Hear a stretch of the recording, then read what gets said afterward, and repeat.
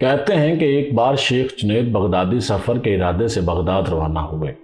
حضرت شیخ کے کچھ مرید ساتھ تھے۔ شیخ نے مریدوں سے پوچھا، تم لوگوں کو بہلول کا حال معلوم ہے؟ لوگوں نے کہا، حضرت وہ تو ایک دیوانہ ہے، آپ اس سے مل کر کیا کریں گے؟ شیخ نے جواب دیا، ذرا بہلول کو تلاش کرو، مجھے اس سے کام ہے۔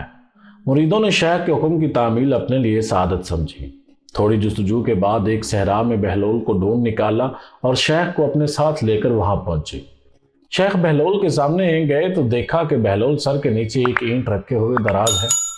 شیخ نے سلام کیا تو بہلول نے جواب دے کر پوچھا، تم کون ہو؟ کہا، میں جنید بغدادی ہوں۔ تو اے ابو القاسم، تم ہی وہ شیخ بغدادی ہو جو لوگوں کو بزرگوں کی باتیں سکھاتے ہو؟ جی ہاں، کوشش تو کرتا ہوں۔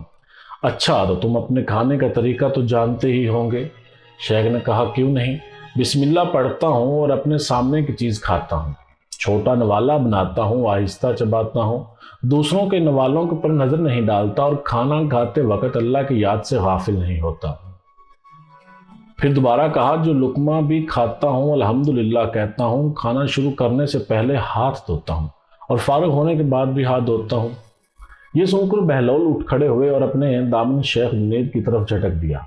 پھر ان سے کہا، تم انسانوں کے پیر مرشد بننا چاہتے ہو اور حال یہ ہے کہ اب تم کھانا پینے کا طریقہ بھی نہیں جانتے۔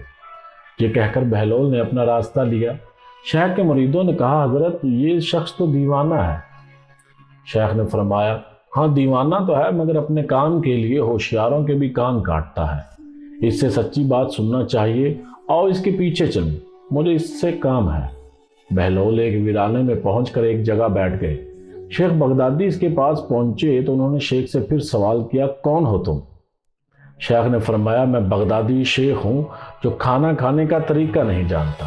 بہلول نے کہا، خیر تم کھانا کھانے کے آداب سے ناواقف ہو تو گفتگو کا طریقہ ہی جانتے ہوگے۔ شیخ نے جواب دیا، جی ہاں جانتا تو ہوں، تو بتاؤ کس طرح بات کرتے ہو؟ شیخ نے کہا، میں ہر بات ایک اندازے کے مطابق کرتا ہوں، بے موقع اور بے حساب نہیں بولے جاتا۔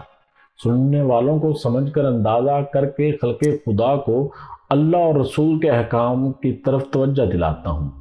یہ خیال رکھتا ہوں کہ ایسی باتیں نہ کہوں کہ لوگ مجھ سے بیزار ہو جائیں۔ باطنی اور ظاہری علوم کے نقطے نظر میں رکھتا ہوں۔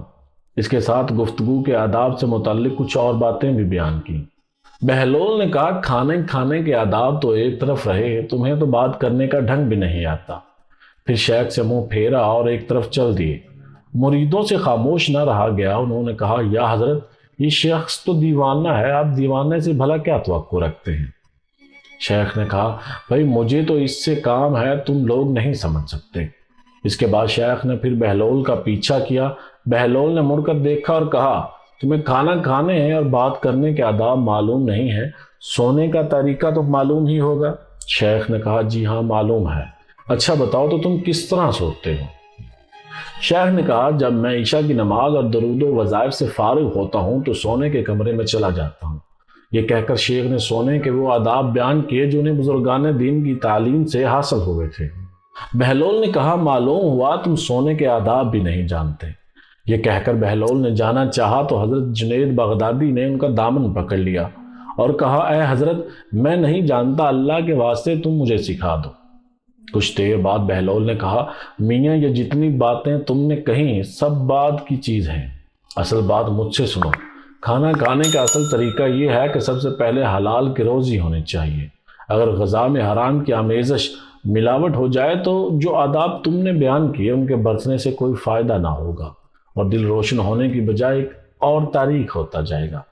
شیخ جنید نے بھی ساختہ کہا، جزاک اللہ خیر۔ پھر بہلول نے بتایا، گفتگو کرتے وقت سب سے پہلے دل کا پاک اور نیت کا صاف ہونا ضروری ہے، اور اس کا بھی خیال رکھا جائے کہ جو بات کہی جائے اللہ کی رضامندی کے لیے ہو۔ اگر کوئی غرض یا دنیاوی مطلب کا لگاؤ یا بات فضول قسم کی ہوگی تو خواہ کتنے ہی اچھے الفاظ میں کہی جائے گی، تمہارے لیے وبال جان بن جائے گی۔ اس لیے کلام سے خاموشی بہتر ہے۔ پھر سونے کے متعلق بتایا کہ اسی طرح سونے سے متعلق جو کچھ تم نے کہا وہ بھی اصل مقصود نہیں ہے۔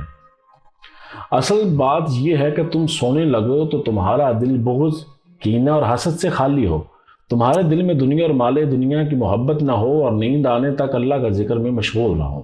بہلول کی بات ختم ہوتے ہی حضرت جنید بغدادی نے ان کے ہاتھوں کا بوسہ دیا اور ان کے لیے دعا کی۔ شیخ جنید کے مرید یہ منظر دیکھ کر حیران رہ گئے۔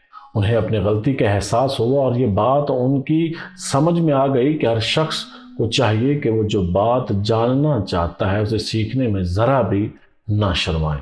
حضرت جنید اور بہلول کی اس واقعے سے سب سے بڑا سبق یہی حاصل ہوتا ہے کہ کچھ نہ جاننے پر بھی دل میں یہ جاننا کہ ہم بہت کچھ جانتے ہیں بہت نقصان پہنچانے والی بات ہے۔ اس سے اصلاح اور ترقی کے راستے بند ہو جاتے ہیں اور انسان گمراہی میں پھنسا رہتا ہے۔